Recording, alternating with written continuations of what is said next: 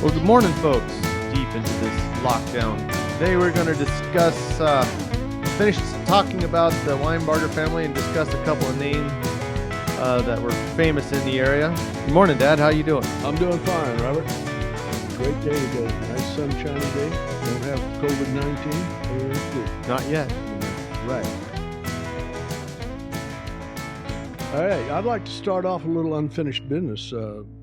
Last week I told about my father and my grandfather eating the beans that moved out on West Branch, but to get there they had to do the cattle drive. So I wrote this poem, I think, back in 1991. Didn't have it with me yet, last week, so I'd like to do it now to start with. It kind of tells you about the cattle drive and some of the experiences and the pitfalls you fall into, unexpected sometimes. The name of this poem is Crystal Clear. At daybreak, Dad and I left Mountain Creek, trailing cows to West Branch. It was early fall. The year was 1930, and it was hot and dusty, and I was riding drag, as I recall. It was just two of us against 80 head or so. Everyone knows it's hard to count heads when you're riding drag and the cows are on the go. A little before noon, we headed them through Mitchell. I was proud of my new hat, and the girls there I hoped to impress. But little did I know that later that afternoon, that proud would disappear, and my new hat would be a mess. Where West Branch and Bridge Creek comes one, we kneed them up for a rest. The drive was halfway over, and I had halfway passed my father's test. 2 miles west as we started through the gap below the old Gage place, 3 old boys from town stopped and asked if I wanted a drink. And boy, that brought a smile to my parched face. They passed it through the window of that old Chevy coupe. It was a gallon jug and as clear as any water I'd ever seen. At first I took a sip, then 3 long swallows, just to wet my whistle and keep my eyesight keen. I counted up. I thanked them kindly and I got back on my horse, pushed the cows up, counted 160 head on the dots. My whole world was spinning and that clear liquid was a messing up my thoughts. 3 more miles ahead, my head was a clearing, though my dad's patience was a growing thin. As we neared the place they called the Sut Hole, here come them 3 old boys again. I partook one more time of the crystal clear liquid that so willingly they gave. I understand now why they were so generous and wanted none for themselves to save. Well, getting back on my horse was hardened, but falling off was harder still. I landed in the middle of the road, and moving anything seemed to go against my will. I laid there until the cows quit coming. Dad found me where I dropped. No telling how long I'd have laid there had the cows not stopped. Looking for a vessel to hold some water, Dad grabbed my new hat and to the creek he went. When my hat returned, the crown was full of water. The brim was badly bent. Squashed in my face and splashed in my face, I began to come around. As Dad unlashed the wrath of hell, I stood and rebutted, not a sound. I will give you some advice. Not my dad's, but mine. When someone offers you a drink, just take a sip, especially if it's that crystal clear moonshine. That's a pretty good poem. I remember that when you wrote that. Doesn't seem like it was that long ago, but if anybody who knew my granddad, Grandpa Cannon, you'd never think that he'd be a fellow to ride a horse. He was quite heavy, but he rode quite a bit when he was a kid. Yeah, about that time, though, when he was probably in 1930, he probably weighed about 135 pounds. Well, he wasn't a tall man. No, he's about 5'8", but my grandfather was shorter and rounder still. Anyhow, that was part of the cattle drive they did. Now I'd like to talk to you about some of the people that lived on West Branch. There were 2 families. One lived right across the ridge from the other. One lived on the creek, actually, and they were the Woodward family. And over on the next ridge was the Rosenbaum family. Well, you still hear quite a bit about the Woodward family. There's a lot of them still around. But the Rosenbaums, they moved out of the area. Now, the old man's name was Reuben, but he went by the name of Rube Rosenbaum. And Rube Rosenbaum, the way he made a little extra money when the ranch really wasn't paying off all that well, he had a threshing machine. Now, this was kind of a portable threshing machine, and he would bring it into I say threshing machine. Some people say threshing machine. How's it spelled? I think it's with an E instead of an A, but I pronounce it with an A. But Well, we have kind of our own regional dialect around here, and we could hardly speak the Queen's English. That's for sure. I didn't even know the Queen. Anyhow, old Rube, he would take this threshing machine and he would bring it around to your place and then your crop, and then they would shock all this wheat, and then they'd run it through this thresh machine. And he had 5 boys, which he had pretty free labor, so he'd make these kids work pretty well around this threshing machine. And one of them's name was Murray, which I got acquainted with later in life. One of them was Pike. Now Murray, he worked for Northern American Van Lines, and he knew the owner personally, Joan Crawford, and he had a lot of stories to tell about her. She pretty much ruled North American Van Lines with a iron fist. So this was obviously after that he would travel with his father. Yeah, right. After his father taught him how to work, so he didn't have no problem finding a job. That's the way with all these boys. Now Pike, his brother, he worked for Pacific International Trucking out of Salt Lake City. Murray, he was out of San Diego. Then Earl, he was a truck driver. He drove truck for Hudspeth over in Prineville. He lived over there. And Conley, he had a shoe store in downtown Roseburg, and he ran it for many, many years. So there's 4 brothers? 5. Pete was the farmer in the outfit. He farmed around Prineville quite a bit, and then sometime up in Idaho he farmed quite a bit. But anyhow, Murray came back in later life and renewed friendship with the Woodward family. Now, Charlie Woodward was the youngest of the boys that was there and born to the Woodwards. And Charlie had a difficult time being born, and I don't know, something wasn't right. And anyhow, he didn't turn out, he turned out to be pretty unique, but he just was a little bit unique.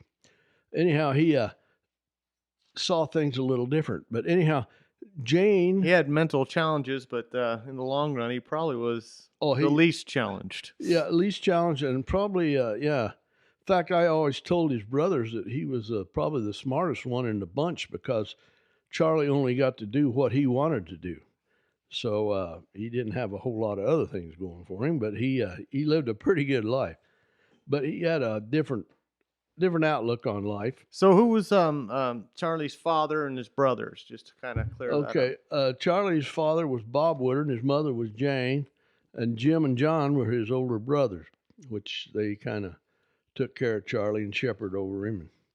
Anyhow, Charlie, his mother's milk didn't agree with him, and my sister and Charlie were born about the same time, so we lived above them. And so Charlie would use my mother's milk to... because his mother's wouldn't agree with him, so... So Grandma Cannon was a wet nurse. Yeah, well, yeah, I guess that's what you call it, yeah. Well, anyhow, Charlie went on to grow up, and he had a lot of different interests, and with his different philosophy and everything, I remember one time Doug Woodward, he called him up, and he said, "Hey, Charlie, I'm going to the Summit Prairie this time," and he said, "I'm going to check out a few of the ditches and everything, get the water out and everything." He said, "How'd you like to go with me, Charlie?" "Oh, yeah." He said, "That sounded like fun." So old Charlie, he went with him. Doug got kind of detained a little longer than he would, and Charlie liked to eat quite a bit, and he was pretty regular on his eating, and he didn't have nothing to eat, and Doug didn't have no lunch or nothing and everything. So Charlie, he was getting pretty antsy after the day was over. So he had a hard time getting the water out and everything, so he had some washouts, and so they got home real late. Charlie was not happy. Well, old Doug said, well, I got to go back tomorrow morning. He said, hey, how about I stop by and pick you up? We'll go back to the prairie tomorrow. He said, no, I don't think so. He said, I seen all that prairie I wanted to see yesterday. So, Well, yeah, he didn't want to have to worry about packing lunch. well, Charlie, he didn't. He may have got hungry, but I don't think he ever packed his own lunch. We were up at the Simpson place. We stopped by and got him once. And we had some burning to do in the brush pile. So we thought it'd be an outing for Charlie and be some entertainment for us. So we got up there, and he just ate the lunch all day and maybe piled a few sticks and everything, and just kind of had a good time for Charlie and everything. But we were a little late getting out that night, and so we're going down the road, and he says, "Hey, does this CB work?" I said, "Yeah, it works." He said, "I think I'm gonna call my mama." I said, "Hey, no problem." So he gets on there and breaker, and does the lingo because he was pretty good at all that stuff. And his call sign was Top Rooster.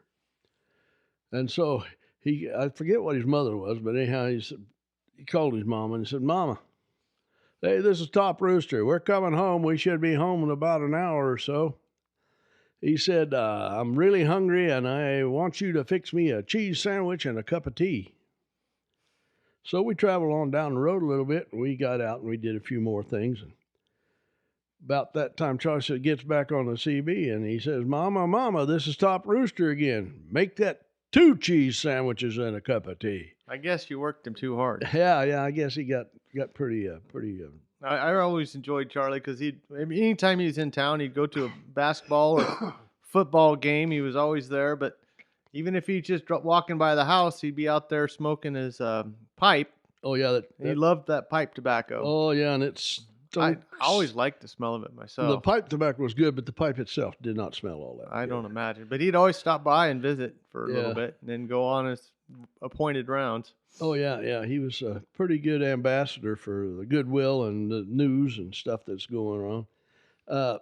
He was out in the field one spring, and he was hunting squirrels. He had his .22. And Charlie Miller, he happened to be buzzing around in his airplane, and he had a little airplane, and he was buzzing around. Old Charlie seen him up there, and Charlie Miller was pretty low.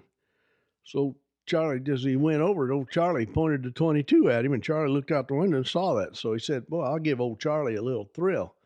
So the next pass, he come down, he dove on Charlie. First thing Charlie did was throw the gun down and start running.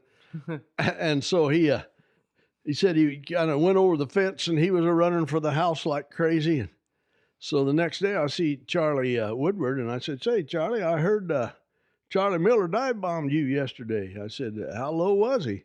"Low?" He said, "He was lower than my socks." I thought, boy, that was pretty low. Yep.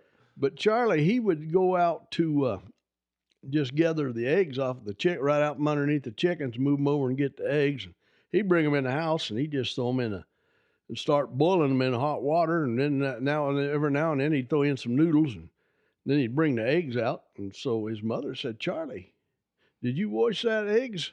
Said, "They might have a little chicken crap on them." He said, "Very little." Very little. Very little. Very yeah, little. I always remember anything. Very little. Very little. But anyhow, he got Murray Rosenbaum. He decided to renew the friendship with him, and so he got to meet Charlie. He had never met him before and everything, and he seen right off the bat that Charlie was pretty unique. And so Charlie, he would he liked maps. He liked maps and locations and stuff like that. So Murray, next time he went back home, he used his North American Van Lines expense account, and he bought about all the maps of the area he could find, different kinds, and he even bought old Charlie a globe. So he brought them out, and so he was kind of giving them to Charlie this day, and they just butchered hogs. So he brought out some maps and everything and gave them Charlie. Said, "Hey, these are yours. This is a gift to you." And Charlie said, "Boy, thank you, Murray. I really appreciate it. I tell you what we're going to do." He said, we just butchered hogs. He said, "I'll tell you what I'm going to do." He said, "I'm going to give you a ham." Old Murray said, "Well, thanks, Charlie. That'd be nice." Well, he reached into this big box and he pulled out this globe and he handed it to Charlie. He said, "I'll tell you what, Murray." He said, not only am I going to give you a ham, I'm going to give you a whole damn hog. Well, Jane let him give him the hog. I think he was giving away something he probably didn't own, so I Yeah. don't think Murray really got it. But the Woodwards have been a pretty good family. Their ranch has been it's a century farm. Well, this is one of the first century farms in the area, wasn't it? Yeah, probably is. I think it was 1998 it became a century farm. And they called me up and said, hey, we need you to write something for the century farm. We're going to have a little celebration and the plaque and all that stuff. We're going to have a presentation in front of the house. And I said, oh, yeah, that'll be fine. So I sat down and I had our family had long roots on the ranch also, and just right above them because that's where my grandmother lived, and then my great grandfather lived across the hill from them. So I had I had a lot of the same things that the Woodward family found by growing up there and the appreciation for the country and what it gave us. So I wrote this one. It says, to anyone who ever lived on West Branch, they became infected with the feeling. A feeling outsiders will never know. That feeling reached deep inside you and etches itself on your very soul. To paraphrase the song, if heaven isn't a lot like West Branch, some folks won't be there. They're staying up on the cemetery hill, shepherding the valley with care. In West Branch country, the names and landmarks recognize the pioneers that settled here. Lewis and Richard Butte, Speck Rim, Dove Mountain are a few family names of yesteryear. Pioneers named some of the places for obvious reasons, like Courthouse Rock for its stately manner. Mossy Rock reminded them of formations covered with a lush green banner. An abundance of water also blessed this valley and made their crops grow. They also mixed that water with some of their crops and aged it real slow. In the Depression, that distilling procedure pulled a lot of these ranches through because you can always sell spirits when times are tough, especially Mountain Dew. It surprised me not that this place is a century farm.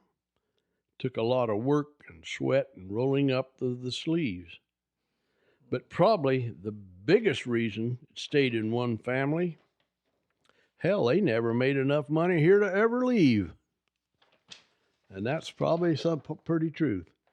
Well, yeah, it's oh gosh, there's quite a few families out there that the Gages, the Woodwards, all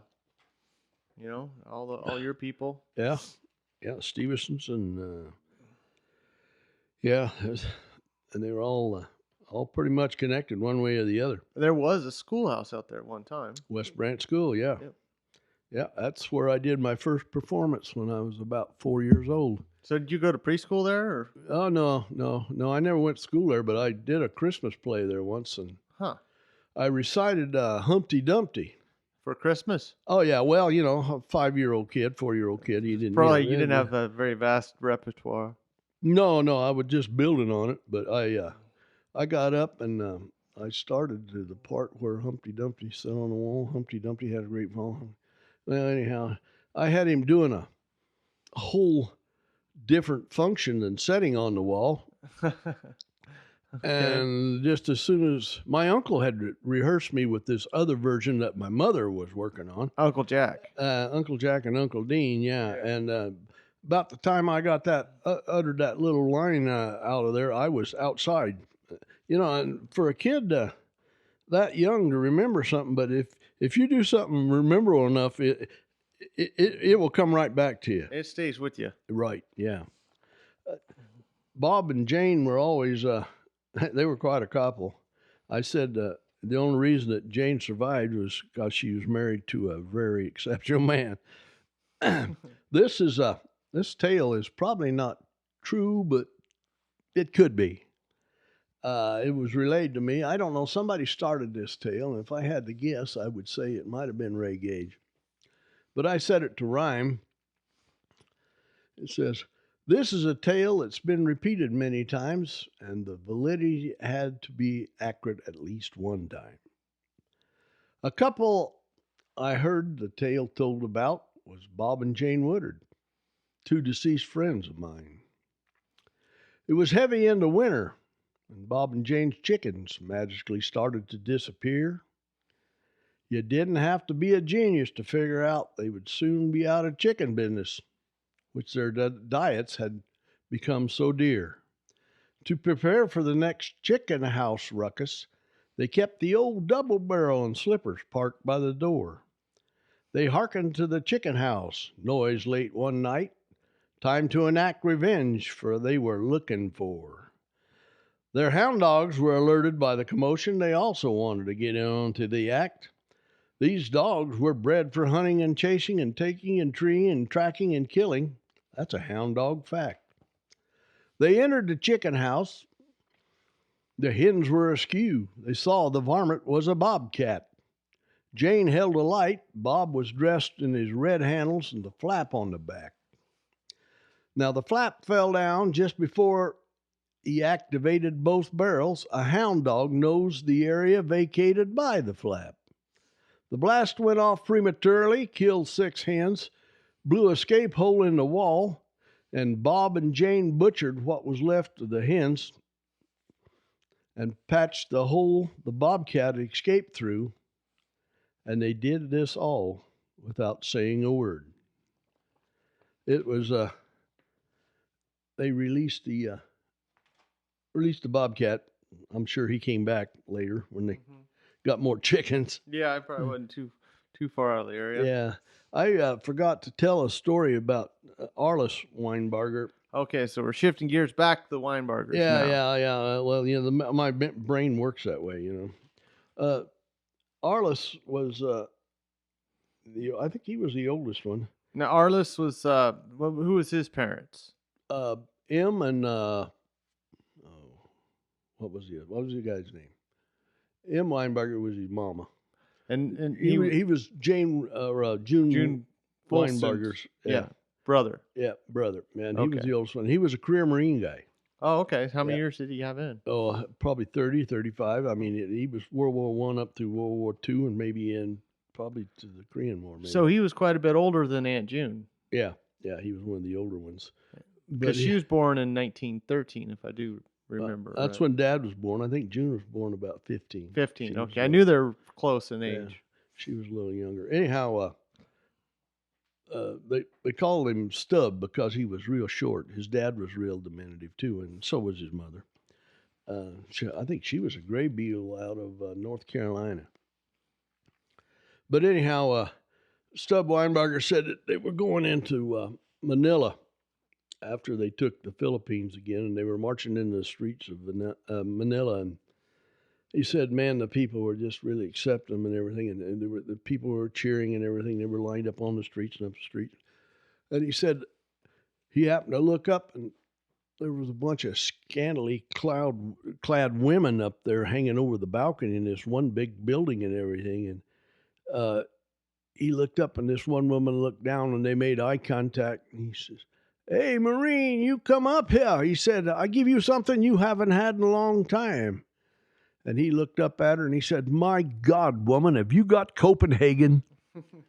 I thought that was a pretty classy answer for... Well, his priorities were in a different spot than she supposed they should be, I suppose. Yeah, I'm sure that he probably appreciated the Copenhagen more. Yeah, I don't know. I've got let's see, I did have one more. He probably... he probably wasn't interested in the cigarettes they had in the C rations as much as he was wanting to chew. I'm sure that he's like a lot of us guys that chewed snus. If that's all he had, he probably ripped the cigarette paper off and probably chewed it. Yeah, chewed the tobacco. That being said, I wrote this poem about 2 cowboys that had a smoking habit. I called it "Holy Smokes." And it's pretty self-explanatory as I get into this poem. Well, but these fellers are still alive. You mention any names in this poem? Or? No, I'm not going to. You don't want to shame them none? No. I mean, knowing these two guys, they're pretty much shamed enough already. Yeah, they don't need to be plastered Yeah, across the yeah. World Wide Web. Yeah. I'm sure they're not looking for any fame. Two cowboys were riding for cattle. It was early into winter that year. They had plenty of provisions, but were short on cigarette papers. And this caused habitual fear. First, they tried a brown paper bag, too heavy, burnt too slow, and hard to drag. They tried TP, too light and fluffy, burnt too fast. Tobacco fell out, and it would not last. They tried magazines, too thick and slick and hard to burn. They didn't smoke much, but all about paper they did learn. The day they found the pocket Bible, it must have been purely heaven sent. They ripped out the first 2 pages, and to rolling and smoking they went. The consistency of the paper was right, and the size was fine. As they smoked, tongue in cheek, it was divine. They started in Genesis, where all things started, as you know. They smoked all 53 pages in 2 days or so. These two cowboys hurried through Exodus. It is a shorter book, you see, and this book deals in offerings, and these two were in too big a hurry to even pay heed. And this is how it went all winter long as they smoked the Testament of old, through Numbers and Kings and Psalms and Proverbs and the book of Job. These cowboys smoked the Bible quicker than they could have read it, I am sure. Most folks ingest the Bible through their brain, but these cowboys' lungs had to endure. I would like to think they smoked it, and I'd like to think they smoked it, they read it, before they smoked it, they read each page. But time was of the essence, depending on their nicotine rage. This deed and others will be judged later by God, but until that happens, I will help by writing this poem, because here on earth, that's my job. You've written quite a few poems about those two cowboys. Oh yeah, they've been an inspiration to me. I've actually followed them around, and one poem I wrote about them when they went to a lingerie party for women in Ukiah. In Ukiah, yeah, and we'll do that later on. It's quite humorous, but it took about 3 or 4 years of research and splitting them up and quizzing them and working with some other people that were there. And well, did you ever question any of the ladies that were at the lingerie party? I tried, but they didn't want to admit they were there either. Oh. Yeah. I knew a couple of them, actually, and got acquainted with a couple of them, and they act like they didn't even know what I was talking about. Well, I imagine it was a good time then. Yeah, it was, I'm sure.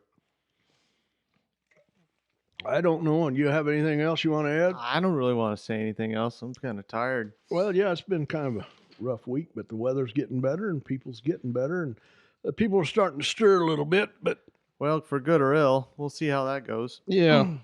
Yeah, well, you can't hide from this thing forever because it's going to catch you one of these days anyway, so...